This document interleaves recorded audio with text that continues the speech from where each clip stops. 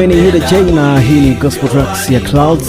Shukrani sana pande za Songea 105.8. Tunadondoka pale NYG Graceland Center Msalama Songea Tanzania, ambapo tunakutana na mchungaji anajulikana kama Apostle Eliud Davis Bilali. Wanatukaribisha leo kwenye Apostolic Day. Huyu hapa Apostle Bilali. Ninashukuru kupata nafasi hii kidogo kueleza. Apostolic Day ni siku maalumu ya kitume ambapo madhabahu ya NYG Graceland Center inakumbuka matendo makuu ya kitume na kuyatekeleza, ikiwemo mikutano ya injili, semina, kuona wahitaji na mambo kadha wa kadha. Apostolic Day hufanyika kila Jumapili mwisho wa mwezi wa 10, ambapo mwaka huu itafanyika tarehe 26 mwezi wa 10. Umeniuliza kuhusu mafanikio. Mwaka huu kumekuwa na mafanikio makubwa, kwa maana madhabahu na Apostle Bilali ameandaa watumishi wengi waliomsaidia kufanya kazi ambazo Apostle Bilali angezifanya peke yake. Hayo ni mafanikio makubwa, maana injili sasa inahubiriwa kila mtaa Songea. Katika huduma zilizofanyika mwaka huu nimeguswa zaidi na injili ya mtaani, pale ambapo wainjilisti walipita na gari kubwa lenye muziki mkubwa na matangazo, wakahubiri mtaa kwa mtaa.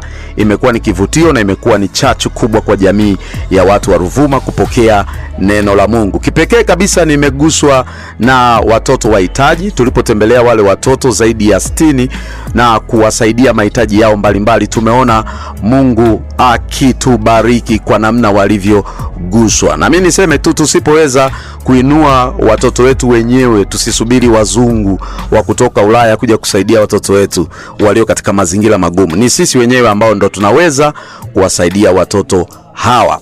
Kuhusu changamoto katika maandalizi, nisiseme uongo, Mungu ametuwezesha sana. Maana kazi kama hii inahitaji pesa, na pesa ndio changamoto ya kila mtu.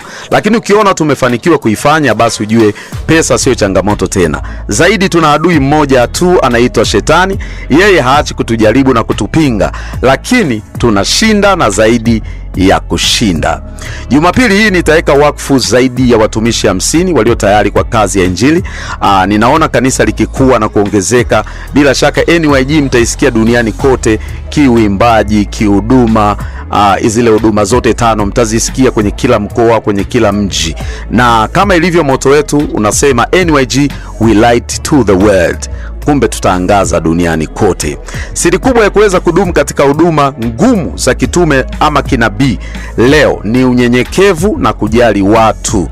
Najua leo huduma nyingi za kitume na kinabii zina picha mbaya kwa jamii, sababu ya kuchukulia kibinafsi na kibiashara, lakini NYG hapa ni mfano wa kuigwa. Katika siku ya kitume nitatoa vyeti vya heshima kwa watu zaidi ya 60.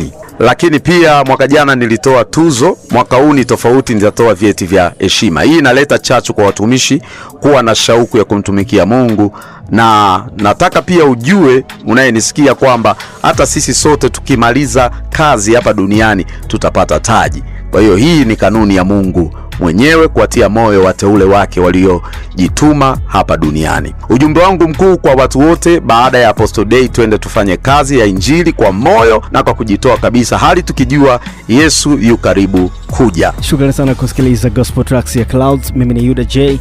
Endelea kuwa pamoja nasi katika maombi ya kitaifa, katika ibada hii ya kitaifa hapa Clouds.